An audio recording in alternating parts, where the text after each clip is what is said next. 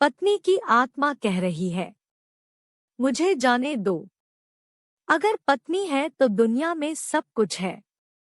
राजा की तरह जीने और आज दुनिया में अपना सिर ऊंचा रखने के लिए अपनी पत्नी का शुक्रिया। आपकी सुविधा असुविधा आपके बिना कारण के क्रोध को संभालती है। तुम्हारे सुख से सुखी है और तुम्हारे दोहक से दोहकी है। आप रविवार को देर से बिस्तर पर रहते हैं, लेकिन इसका कोई रविवार या त्योहार नहीं होता है। चाय लाओ, पानी लाओ, खाना लाओ। ये ऐसा है और वो ऐसा है। कब अक्ल आएगी तुम्हें? ऐसे ताने मारते हो। उसके पास बुद्धि है और केवल उसी के कारण तो आप जीवित है, वरना दुनिया में आपको कोई भी नहीं पूछेगा। अब जरा इस स्थिति की पूछेगा। अब जरा इस स्थिति की सिर्फ कल्पना करें। एक दिन पत्नी अचानक रात को गुजर जाती है। घर में रोने की आवाज आ रही है। पत्नी का अंतिम दर्शनी चल रहा था। उस वक्त पत्नी की आत्मा जाते जाते जो कह रही है उसका वर्णन मैं अभी जा रही हूँ, अब फिर कभी नहीं मिलेंगे तो मैं जा रही हूँ। जिस दिन शादी के फेरे लिए थे उस वक्त साथ साथ जिएंगे ऐसा वचन दिया था, पर इस तरह अचानक अकेले जाना पड़ेगा ये मुझको पता नहीं था। मुझे जाने दो। अपने आंगन में अपना शरीर छोड़कर जा रही हूँ। बहुत दर्द हो रहा है मुझे, लेकिन मैं मजबूर हूँ। अब मैं जा रही हूँ। मेरा मन नहीं मान रहा, पर अब मैं कुछ नहीं कर सकती। मुझे जाने दो। बेटा और बहू रो रहे हैं, देखो।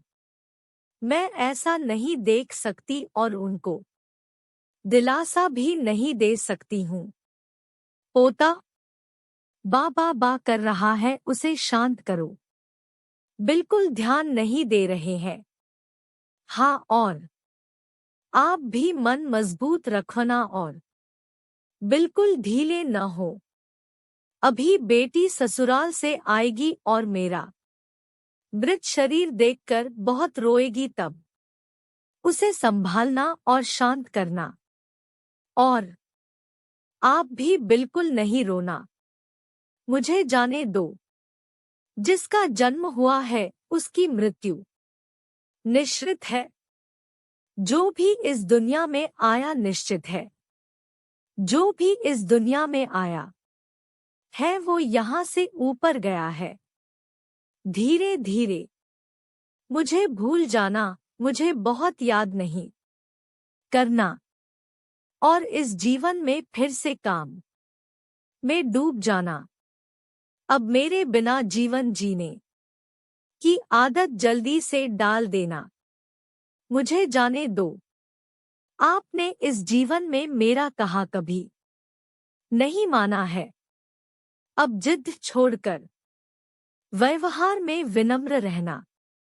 आपको अकेला छोड़कर जाते मुझे बहुत चिंता हो रही है, लेकिन मैं मजबूर हूँ।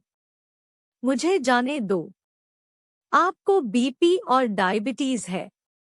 गलती से भी मीठा नहीं कहना, अन्यथा परेशानी होगी। सुबह उठते ही तो दवा लेना न भूलना। चाय अगर आपको देर से मिलती है तो बहू पर गुस्सा न करना। अब मैं नहीं हूं यह समझ कर जीना सीख लेना। बेटा और बहू कुछ बोले तो चुपचाप सब सुन लेना। कभी गुस्सा नहीं करना। हमेशा मुस्कुराते रहना। कभी उदास नहीं होना। मुझे जाने दो। अपने बेटे के साथ खेलना। अपने दोस्तों के साथ समय बिताना। अब थोड़ा धार्मिक जीवन जिए ताकि जीवन को संयमित किया जा सके। अगर मेरी याद आए चुपचाप रो लेना, लेकिन कभी कमजोर होना जाने दो। मेरा रूमाल कहाँ है, मेरी चाबी कहाँ है, अब ऐसे चिल्लाना नहीं। सब कुछ ध्यान से रखने और याद रखने की आदत करना। सुबह और शाम नियमित रूप से दवा ले लेना। अगर बहू भूल जाए तो सामने से याद कर लेना। जो भी खाने को मिले प्यार से खा लेना और गुस्सा नहीं करना। मेरी अनुपस्थिति खलेगी पर कमजोर नहीं होना। मुझे जाने दो। बुढ़ापे की छड़ी भूलना नहीं और धीरे धीरे से चलना। यदि बीमार हो गए और बिस्तर में लेट गए तो किसी को भी सेवा करना पसंद नहीं आएगा। मुझे जाने दो। शाम को बिस्तर पर जाने से पहले एक लोटा पानी मांग लेना। प्यास लगे तभी पानी पी लेना। अगर आपको रात को उठना पड़े तो अंधेरे में कुछ लगे नहीं, उसका ध्यान रखना। मुझे जाने दो।